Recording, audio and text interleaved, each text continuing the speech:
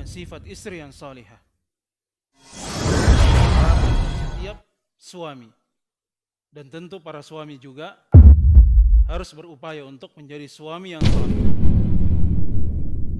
yang juga merupakan harapan dari setiap wanita, setiap istri. Maka keduanya harus belajar menuntut ilmu. Mungkin ada yang menikah dan dia belum mengenal dakwah, dia belum mengenal sunnah untuk mempelajari sunnah lebih serius. Maka ketika Allah Subhanahu wa taala membuka dari hatinya, diberikan hidayah oleh Allah Subhanahu wa taala mengenal sunnah, maka jangan dia sepelehkan dari nikmat tersebut. Maka terus dia rawat dari hidayah itu, untuk dia terus dekat dengan ilmu agama. Dia rajin untuk belajar. Dan apabila ketika dia menikah, alhamdulillah, dia telah mengenal sunnah, dia telah mengenal agama yang baik, dakwah yang lurus, maka ini adalah nikmat yang amat besar untuk dirinya.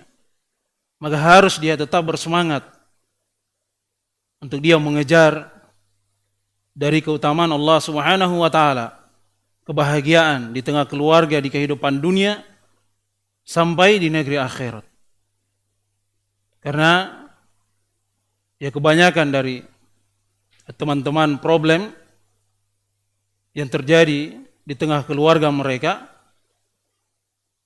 sebelum mereka menikah, kenal dakwah, kenal sunnah, itu rajin belajar menuntut ilmu, sering hadir di majelis ilmu. Tapi ketika sudah menikah, akhwat juga seperti itu, sudah berkeluarga, dengan alasan bertambah dari aktivitas kegiatan di rumahnya, akhirnya dia berkurang dari semangatnya, motivasinya untuk belajar. Dan ini tentu adalah hal yang keliru. Harus dia tetap berupaya untuk merawat dari semangat menuntut ilmu agama, agar dia mengetahui dari apa yang selayaknya dia lakukan sebagai kepala keluarga di rumahnya, dan juga seorang istri, agar dia bisa melayani dari suaminya sebagaimana yang dituntunkan di dalam agama Islam ini. Jangan dia pertentangkan antara kesibukan dia di rumahnya, melayani suaminya, merawat dari anak-anaknya, menunaikan tanggung jawabnya di rumahnya. Jangan dia pertentangkan dengan menuntut ilmu agama. Itu kewajiban yang selalu melekat pada diri seorang hamba, yang harus terus dia bersemangat di dalamnya. Jelas ya? Kemudian pada apa yang ya telah berlalu dari penjelasan yang disebutkan oleh beliau Syekh Hafidhullah Ta'ala, bahwa ya para wanita muslimah mereka hendaknya mendekatkan diri kepada Allah Subhanahu wa taala. Dia sudah menikah, menjadi seorang istri, harus dia tetap berupaya mendekatkan diri kepada Allah Subhanahu wa taala.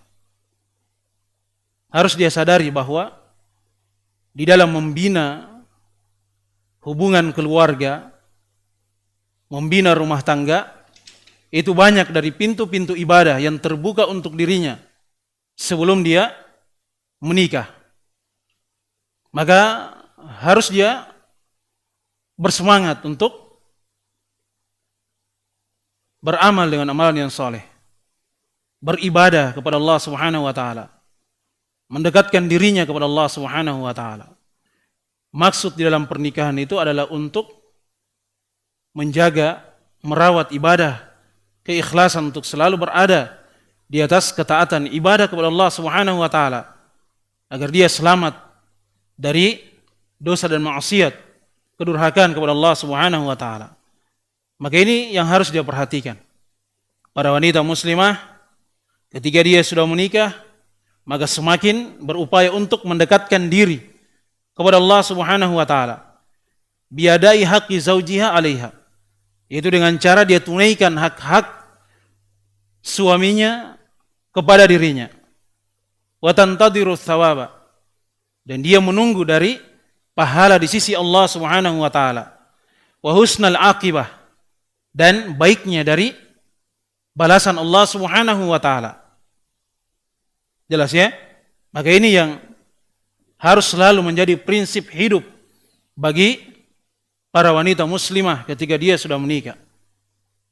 Yang harus dia pikirkan adalah bagaimana dia memaksimalkan pelayanan dia kepada suaminya. Itu yang selalu dia pikirkan di dalam kehidupan rumah tangganya. Sudah dia pikirkan apa hal-hal yang harus dia lakukan untuk melayani suaminya.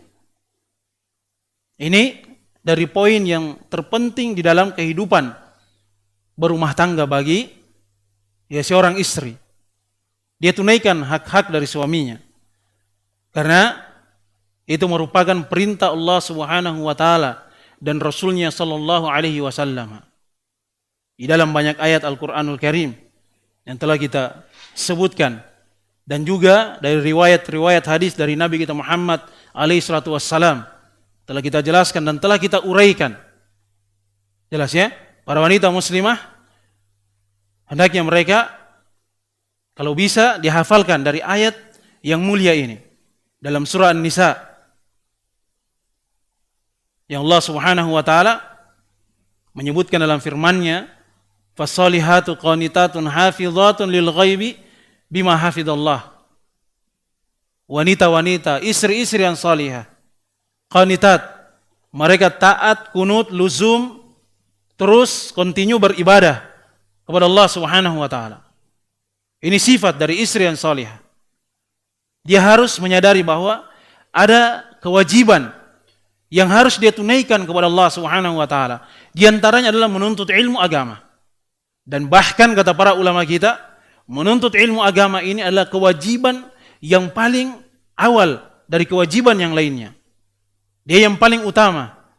Karena ketika dia ingin menunaikan, melaksanakan ibadah apapun di dalam Al-Quran atau dalam Sunnah, maka yang paling ditekankan, yang wajib, yang harus dia ketahui adalah ilmu tentang ibadah tersebut. Maka dia wajib untuk menuntut ilmu agama. Itu jangan dia sepelehkan dari hal tersebut. Dia berupaya untuk meluangkan waktu, menyiapkan waktu. Kalau dia tidak mampu setiap hari untuk dia belajar, maka dia cari dari waktu-waktu, 1 hari, 2 hari, 3 hari, sesuai dengan kemampuannya di dalam sepekan. Jangan sampai terlewatkan begitu saja dari hari-harinya tanpa dia menambah perbekalan ilmu agamanya. Itu kewajiban bagi para wanita muslimah. Jelas ya? Ini wajib untuk dia belajar. Itu tanda kebaikan bahwa Allah Subhanahu wa taala menginginkan kebaikan untuk para wanita muslimah. Di dalam riwayat Bukhari Muslim, kata Nabi kita Muhammad alaihi salatu wassalam, kata beliau, "Man yuridillahu bi khairan yufaqihu fid din." Siapa yang Allah Subhanahu wa taala menginginkan kebaikan untuk dirinya, maka Allah Subhanahu wa taala pasti akan membuat hamba tersebut faham akan ilmu agama yang tentunya untuk diamalkan, bukan sekadar dipelajari. Ini juga peringatan untuk para ibu-ibu, akhwat, pergi ta'lim, belajar, alhamdulillah, menuntut ilmu rajin, tapi terkadang tidak diamalkan dari ilmu agama itu. Kalau kumpul-kumpul dengan teman-temannya, masih suka membicarakan orang lain, suka menyebut-nyebut dari aib-aib saudaranya atau saudarinya yang lain. Jelas ya? Malas untuk beribadah di rumah. Waktu sholat diundur. Kewajiban-kewajiban terkadang ditinggalkan begitu saja. Maka ini dari hal-hal yang semestinya tidak menjadi sifat dari para wanita muslimah. Maka dia harus menjaga dari apa yang Allah Subhanahu wa taala wajibkan untuk dirinya. Fasalihatu qanitatun hafizatun lil ghaibi bima hafizallah. Kemudian yang kedua, mereka hafizat, istri yang salihah, pandai menjaga kehormatannya ketika suaminya tidak berada di sisinya. Bima hafizallah, dengan apa yang Allah Subhanahu wa taala menjaga untuk mereka. Artinya tetap dia memohon pertolongan, doa kepada Allah Subhanahu wa taala agar dia diberikan hidayah, diperkuat dari rasa malunya untuk menjaga kehormatannya. Minta kepada Allah Subhanahu wa taala. Ihris ala ma yanfa'uk wasta'in billah. Bersemangat, berupaya untuk selalu memberikan motivasi kepada diri. Semangat tambah lagi. Upayakan lagi untuk selalu bersemangat mencari dari sebab-sebab yang menambah keimanan, merawat keimanan itu. Wasta'in billah. Kemudian jangan lupa meminta pertolongan, bantuan kepada Allah Subhanahu wa taala agar selalu dijaga di atas hidayah, diberikan kemudahan untuk mempelajari ilmu agama, kemudian diberikan kemudahan untuk mengamalkan dari ilmu agama itu. Minta pertolongan kepada Allah Subhanahu wa taala. Maka para wanita muslimah, apalagi ketika sudah menikah, ini harus dia perhatikan. Menjaga hubungannya dengan Allah Subhanahu wa taala, beribadah hanya kepada Allah Subhanahu wa taala. Dia belajar agar dia semakin kuat dan kokoh istiqamah di atas agama Allah Subhanahu wa taala. Dia berupaya untuk menjaga dari kehormatannya dirinya jangan sampai terjerumus ke dalam dosa dan maksiat. Kemudian yang kedua, ada kewajiban yang harus dia jaga, kewajiban dari suaminya. Ada hak yang harus dia tunaikan dari kewajiban dia terhadap suaminya. Ini dua hal yang harus selalu diperhatikan. Ini sudah menjadi dasar dan prinsip dalam beragama yang merupakan pokok dalam kehidupan bagi para wanita muslimah seorang istri. Harus selalu dia perhatikan hal tersebut. Apalagi di masa ini dengan banyaknya dari berbagai pintu fitnah yang terbuka lebar di mana-mana. Apakah secara online atau secara offline terbuka dari media-media yang bisa menyeret dari para wanita muslimah. Tidak ada batasan yang bisa menghalangi hal tersebut masuk ke dalam rumah mereka. Sehingga ada dari kalangan para wanita muslimah, bahkan ada yang sudah memakai cadar, sudah berhijab dengan hijab yang syar'i, hanya saja perilakunya jauh dari hijab yang dia kenakan itu. Maka ini harus dia perhatikan. Dan juga merupakan tanggung jawab dari seorang suami. Di masa ini, seorang suami memiliki tanggung jawab yang ekstra, yang harus dia selalu berhati-hati. Jangan sampai ada fitnah yang masuk dalam rumahnya, dia tidak sadari hal tersebut. Dia periksa dari anak-anaknya, putra dan putrinya, kemudian istrinya. Harus dia batasi dari hal-hal yang bisa menjerat dan menjerumuskan mereka ke dalam fitnah. Jelas ya? Maka ini adalah hal yang perlu untuk selalu diperhatikan. Ya kemudian, ya beliau, ya hafizallahu ta'ala, ya juga mengingatkan bahwa al-mar'atu salihah al-mubarakah ta'lamu annaha laysat imma'atan fi baitiha bal laha makanatuha fi baitiha fahiya ra'iyatun li baitiha wa ada'u haqqi zawjiha min ada'i hadhihi ri'ayah. Yaqulu an-nabiyyu alaihi salatu wassalam al-mar'atu ra'iyatun fi baiti zawjiha wa mas'ulatun an ra'iyatiha. Kata beliau hafizallahu ta'ala, al-mar'atu salihah al-mubarakah, istri salihah yang banyak kebaikan dan keberkatannya. Ini selalu ya terus kita ulangi, selalu kita ingatkan, karena ini adalah hal yang amat penting. Jelas ya? Harus dipahami bahwa terbentuknya keamanan, kebahagiaan di tengah masyarakat itu dimulai dari lingkungan keluarga. Itu kehidupan yang mencerminkan miniatur dari kebahagiaan sebuah masyarakat, sebuah negara. Jadi kalau baik dari setiap kepala keluarga, mampu dia kendalikan dari anak dan istrinya, dia kontrol di atas syariat yang benar, di atas jalan yang benar, jauh dari dosa dan maksiat, dia jaga, dia rawat keluarganya, dan setiap kaum muslimin memiliki dari kesadaran dan tanggung jawab untuk menjaga hal tersebut, maka pasti akan baik dari keadaan masyarakat di sebuah negeri. Ini menjadi pokok dan dasarnya.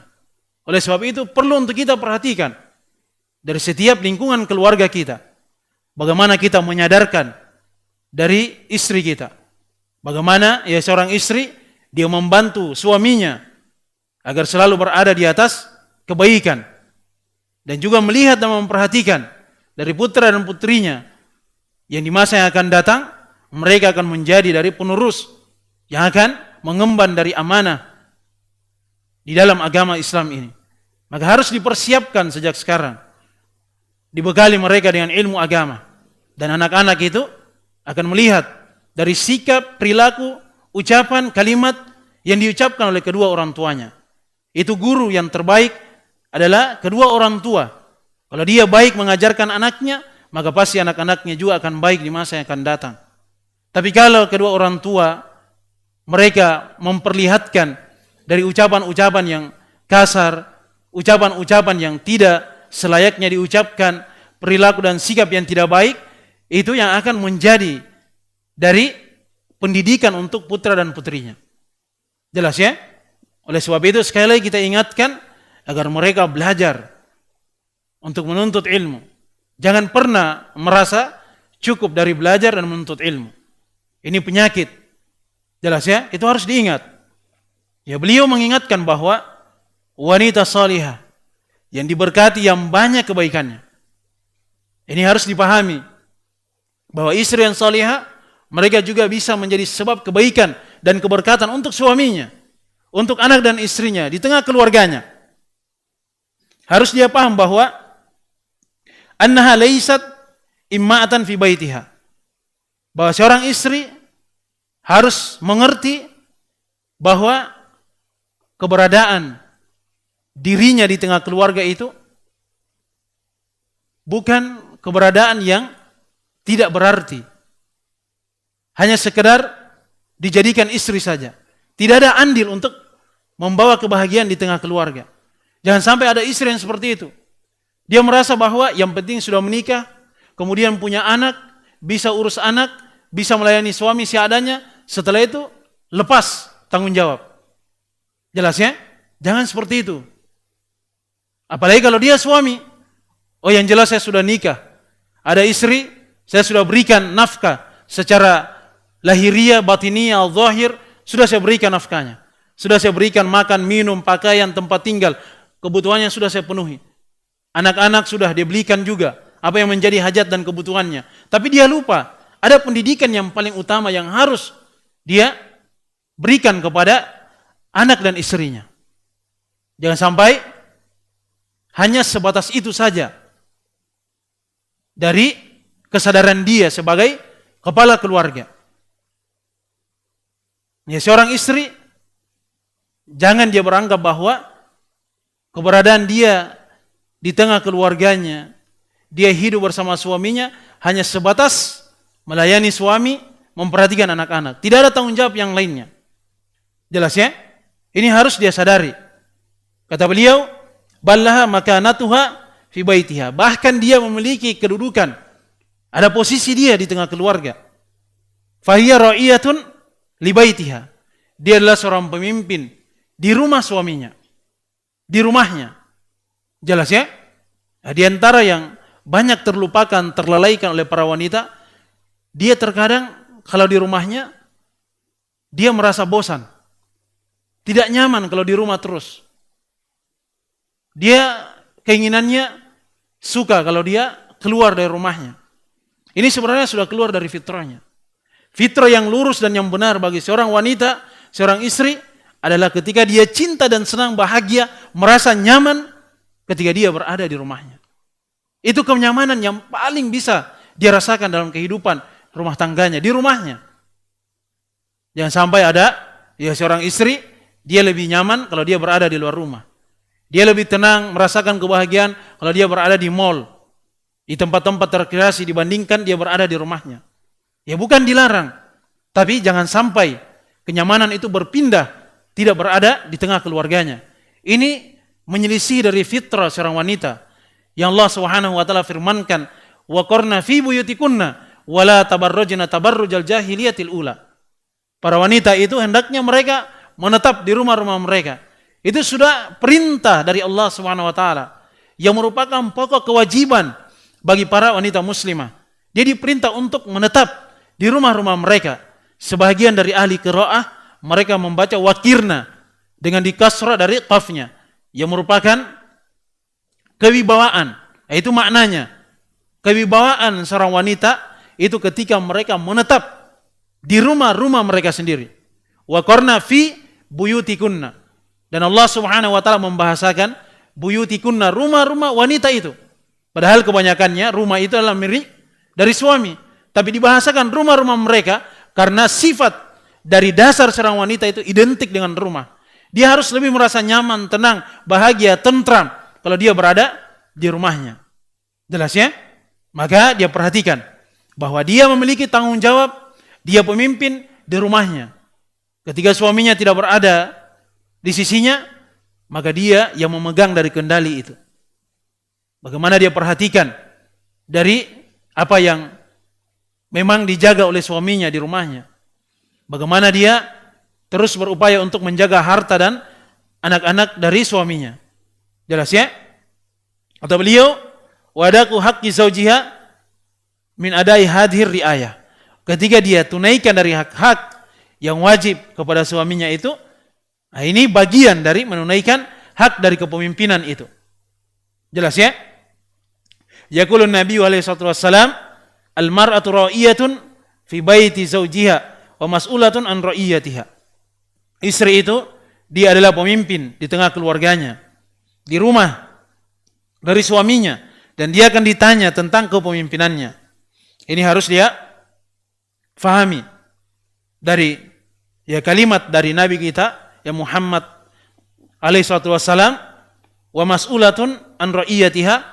Ini sebenarnya cambukan dan peringatan yang harus dipahami oleh setiap para wanita muslimah, setiap istri, bahwa dia pasti akan dimintai pertanggungjawaban di negeri akhirat. Jelas ya? Kalau dia menetap di rumahnya, dia berupaya untuk menunaikan dari hak-hak suaminya, dia menjaga merawat dari anak-anaknya, dia ajarkan dari ilmu agama, kemudian dia menjaga kehormatannya, dia memiliki rasa malu untuk dia tidak bergampangan ketika dia memegang dari gadget, masuk di media sosial, berteman dengan orang-orang yang tidak baik, kemudian dia sebar-sebar dari ucapan-ucapan yang tidak baik, bahkan ada yang menyebar dari fotonya, videonya. Maka ini adalah hal-hal yang mesti harus dia ingat di hari ini, bahwa di kemudian hari di negeri akhirat ketika dia akan menghadap Allah Subhanahu wa taala, pasti seluruhnya itu akan ditanya, dimintai pertanggungjawaban. Jelas ya? Kemudian kata beliau hafizallahu taala, min haqqi zauji ala zaujatihi an tuti'ahu fi ghairi ma'siyatillah. Ini juga dari poin yang amat penting, dari hak seorang suami terhadap istrinya. Maka seorang istri itu wajib mentaati suaminya pada sesuatu yang bukan maksiat kepada Allah Subhanahu wa taala. Jelas ya? Kalau dia adalah maksiat, kedurhakaan kepada Allah Subhanahu wa taala, maka kewajibannya adalah mengingkari dari hal tersebut. Tapi dia ingkari dengan cara yang baik, yang dia berusaha tidak menimbulkan pertikaian atau permasalahan yang lebih besar lagi. Jelas ya? Oleh sebab itu dalam riwayat Bukhari Muslim dari sahabat Ali bin Abi Thalib radhiyallahu taala anhu, kata Nabi kita Muhammad alaihi wasallam, la ta'ata fi ma'siyatil khaliq, innama ta'atu fil ma'ruf. Tidak ada ketaatan untuk bermaksiat kepada Al-Khaliq, pencipta Allah Subhanahu wa taala. Ketaatan itu hanya pada perkara yang ma'ruf saja. Jelas ya? Ini para wanita muslimah, para istri harus dia perhatikan hal tersebut. Kalau dia diperintah dengan suaminya dari hal-hal yang dilarang dalam agama, perkara-perkara yang diharamkan, maka tidak ada ketaatan pada hal tersebut. Bahkan wajib untuk dirinya tidak mentaati. Hanya saja harus dia pandai untuk mencari dari bahasa atau sikap di dalam menolak dari ajakan atau perintah suami tersebut yang berkaitan dengan apa yang Allah Subhanahu wa taala haramkan. Jelas ya? Maka ketaatan hanya pada perkara yang ma'ruf saja. Kemudian kata beliau hafizahullah taala,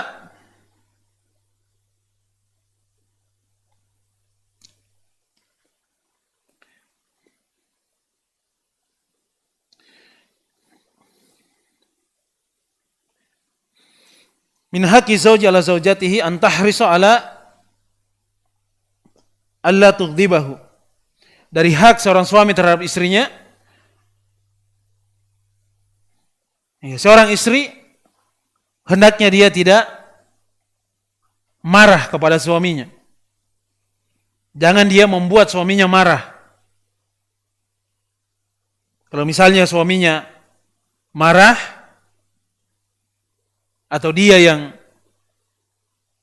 tersakiti atau dia yang menyakiti suaminya, apakah dengan ucapan atau perilakunya, sikapnya, ada sesuatu yang suaminya tidak senang, tidak suka, kemudian dia melakukannya, maka dia segera kembali kepada suaminya. Dan dia harus segera menyadari bahwa hal tersebut adalah kesalahan dan minta keridhaan, maaf kepada suami. Ini ciri dari istri yang berakal. Kalau dia melihat bahwa suaminya tidak menyenangi sesuatu di dalam rumahnya, apalagi kalau hal tersebut adalah hal yang diharamkan, maka jangan dia dekati hal itu. Jangan dia memunculkan sebab-sebab yang bisa mendatangkan kemurkaan dari suaminya, kebencian dari suaminya. Maka kewajiban dari setiap istri justru dia berupaya untuk membahagiakan suaminya, agar suaminya itu semakin cinta dan senang kepada dirinya. Hal-hal yang bisa memunculkan kebencian, kemarahan suaminya, maka segera dia tinggalkan hal tersebut. Jelas ya? Kalau istri misalnya suka main Facebook, padahal suaminya sudah pulang di rumahnya dari tempat kerjanya capek, mungkin dia perlu untuk dilayani, disediakan makan dan minum, atau hal-hal yang menjadi privasi untuk suaminya dan istrinya, tapi dia justru lebih sibuk dengan HP-nya, Facebook-nya, pertemanannya di media sosial. Jelas ya? Maka ini adalah sebab-sebab yang terkadang akan membuat suami itu membenci dirinya. Terkadang akan membuat suami itu marah melihat sikap dan perilaku dari istrinya. Maka harus dia sadari hal tersebut. Jangan dia selalu beralasan bahwa dengan bermedia sosial itu akan menghilangkan kebosanan karena dia berada di rumahnya. Padahal suaminya sudah pulang dari tempat kerjanya, mungkin capek di luar, banyak problem yang dia hadapi ketika dia berada di kantornya, di tempat kerjanya, pulang di rumah dia harapkan disambut oleh istrinya dengan ucapan, dengan penampilan yang baik, hal yang bisa menyejukkan pandangan matanya, tapi justru istrinya tidak memperdulikan hal tersebut. Datang suaminya, dia sibuk dengan HP-nya. Apalagi kalau sudah kecanduan game. Nah, ini bahaya ya. Ada istri yang tidak memperdulikan suaminya, sudah kecanduan dengan media sosial. Dia lebih suka bercakap-cakap dengan teman-temannya di media sosial daripada bercakap-cakap dengan suaminya. Ini kesalahan. Bahkan bisa mengarah kepada dosa kalau hal tersebut membuat suaminya itu marah dan benci. Jelas ya? Kalau terjadi hal tersebut, maka Nabi kita Muhammad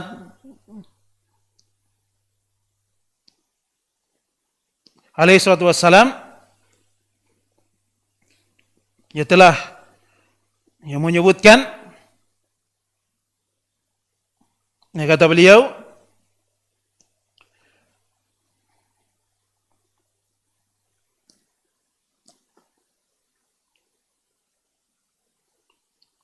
nisa'ukum min ahlil jannah istri-istri kalian yang merupakan penduduk surga. Ini sifat secara umum ya. Dalam ya konteks atau nas itu ya penduduk surga ya terkadang disebutkan sifat atau ditakyin dari orangnya atau bahkan disebutkan namanya.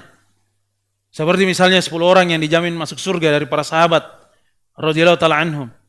Atau misalnya ditakyin di dalam riwayat ya Bukhari Muslim dari Abdullah bin Abbas radhiyallahu taala anhuma disebutkan ada seorang wanita al-mar'atus sauda yang berkulit hitam min ahlil jannah, yang dia dari penduduk surga. Kemudian disebutkan dari sifat-sifatnya karena dia bersabar dari penyakit epilepsi yang dia derita. Dia minta kepada Nabi untuk didoakan kesembuhan, tapi Nabi memberikan tawaran. Kalau dia bersabar, dia jadi penghuni surga. Ini ditakyin, disebutkan orangnya. Jelas ya? Tapi kalau tidak, didoakan kesembuhan untuknya. Tapi wanita ini dia memilih untuk bersabar, hanya saja kalau tersingkap dari auratnya dia meminta agar Nabi mendoakan supaya tetap terjaga dari auratnya. Ketika kambuh dari penyakit epilepsinya, penyakit ayannya. Jelas ya? Disebutkan. Nah, di sini nisa'ukum min ahlil jannah. Istri-istri kalian dari penghuni surga, disebutkan sifat-sifatnya. Al-wadud, al-walud, al-a'ud. Dia adalah wanita yang istri yang penyayang. Al-walud, peranak. Subur. Al-a'ud, cepat kembali. Ala zaujiha, kepada suaminya. Allati idza adat, kalau suaminya atau kalau istrinya menyakitinya.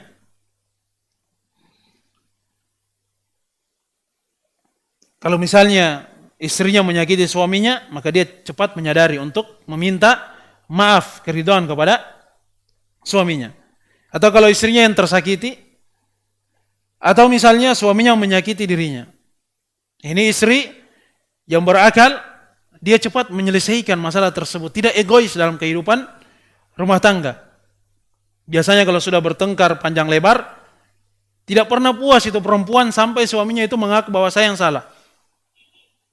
Jelas ya? Itu baru puas dari wanita tersebut.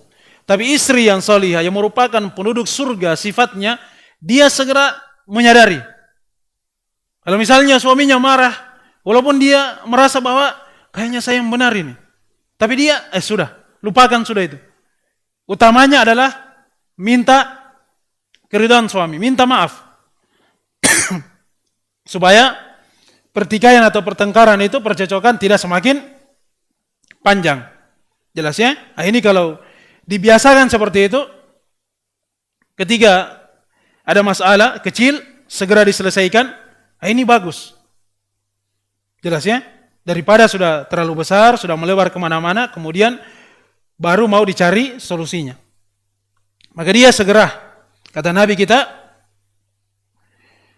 idza ghadiba ay zawjuha ja'at hatta tad'a yadaha fi yadi zawjiha thumma taqulu wallahi la aduqu ghamdan hatta tardo. Dalam riwayat An-Nasai dan juga Tabarani. Kata beliau, kalau misalnya suaminya marah, maka istrinya itu datang. Dia letakkan tangannya di atas tangan suaminya, dia genggam. Ini kan keromantisan dalam kehidupan rumah tangga. Kemudian dia berkata, wallahi, demi Allah, la aduku ghamdon, saya tidak bisa memejamkan mataku. Hatta tardo, sampai engkau itu ridho kepada diriku, memaafkan aku. Nah, ini ya sering kita ulang, kenapa? Karena jarang ada wanita yang seperti itu. Jarang ada istri yang seperti itu. Kalau sudah marah, sudah tidak mau bicara. Kalau dia tidur, dia balik dari arah yang berlawanan dengan suaminya. Dia tidak mau tahu suaminya ini marah, sakit hati atau tidak, terserah. Biasanya seperti itu.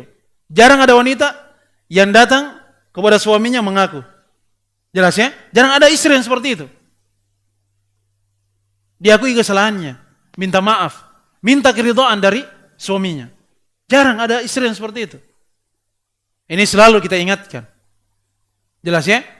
Ya mungkin ada perempuan yang berpikir, terlalu lebay kalau begitu. Biasa saja hidup rumah tangga itu nanti akan terbiasa juga akan baik dengan sendirinya. Oh, jangan seperti itu. Kita hidup di kehidupan rumah tangga ini. Agama kita ini melingkupi dari seluruh seluk-beluk dari kehidupan kita. Sampai kehidupan rumah tangga juga kita itu ada aturannya dalam agama. Kalau terjadi problem masalah seperti ini, ada jalan keluarnya, disebutkan. Dan jalan keluar itu semuanya akan bernilai pahala bagi istri dan suaminya. Jelas ya? Itu kalau dia memang orientasinya di dalam ketika dia menikah, pikirannya adalah ibadah. Ikhlas karena Allah Subhanahu wa taala. Itu yang ada dalam cita-citanya, niatnya. Jelas ya? Berbeda kalau pikirannya menikah karena hanya kepuasan duniawi saja. Setelah habis dari niatnya, kehidupan dunianya sudah terputus, sudah selesai. Tidak ada yang diharapkan di negeri akhirat. Jelas ya? Oleh sebab itu, dia seorang yang paling bersedih dan menyesal itu apabila dia melihat dirinya di negeri akhirat tidak sesuai dengan harapannya ketika dia hidup di kehidupan dunia ini. Jelas ya? Oleh sebab itu kalau kita memiliki cita-cita dan harapan ingin menjadi penghuni surga, bahagia dengan anak dan istri kita sebagai bukti kejujuran cinta kita kepada mereka, maka tempuh dari sebab-sebabnya. Beramal dengan amalan yang soleh. Perbaiki kehidupan rumah tangga kita. Jelas ya? Sesuai dengan tuntunan dari agama kita. Itu yang selalu kita terapkan di dalam kehidupan rumah tangga kita.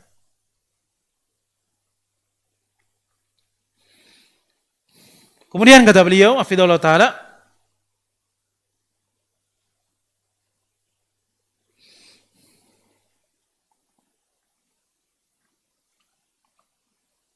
min haqqi zawji ala zawjati an tahfadha malahu wa alla tunfiqa minhu illa biidnih. Dan di antara hak suami terhadap istrinya, istri itu menjaga dari harta suaminya. Wa alla tunfiqa minhu illa biidnih. Jangan dia keluarkan, jangan dia infakkan harta suaminya kecuali dengan izin dari suaminya.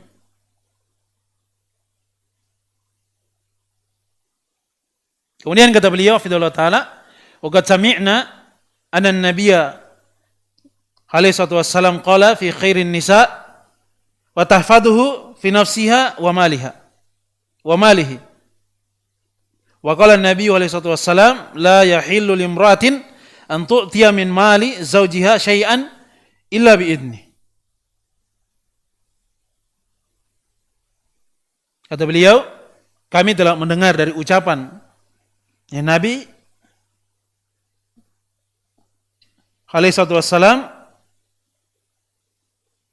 tentang ucapan beliau mengenai wanita yang terbaik, istri yang terbaik ketika dia menjaga suaminya pada dirinya dan pada harta suaminya. Jelas ya? Kalau istri itu dia jaga dirinya, itu secara tidak langsung, secara otomatis dia telah menjaga kehormatan suaminya. Kalau istri misalnya tidak punya rasa malu, tidak menjaga kehormatan dirinya, itu secara tidak langsung, secara otomatis pasti dia jatuhkan kehormatan suaminya. Dia memakai pakaian yang terbuka, dia memakai pakaian yang tipis, terlihat, membentuk dari auratnya. Kalau dia adalah orang yang beragama, orang yang berakal, dia pasti tidak akan mendekati hal tersebut. Ketika dia lakukan hal itu kan menjatuhkan kehormatan dirinya. Secara otomatis pasti orang bertanya, ini suaminya ini. Hancur kehormatan suaminya. Tidak pandai mendidik dari istrinya. Jelas ya? Nah, ini harus diperhatikan. Dan dia juga pandai menjaga dari harta suaminya.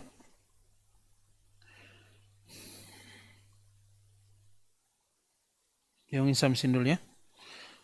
Ya sebenarnya ini sudah mau selesai ya untuk hak dari suami. Mungkin satu kali pertemuan lagi baru masuk pada hak zaujah. Hak untuk seorang istri.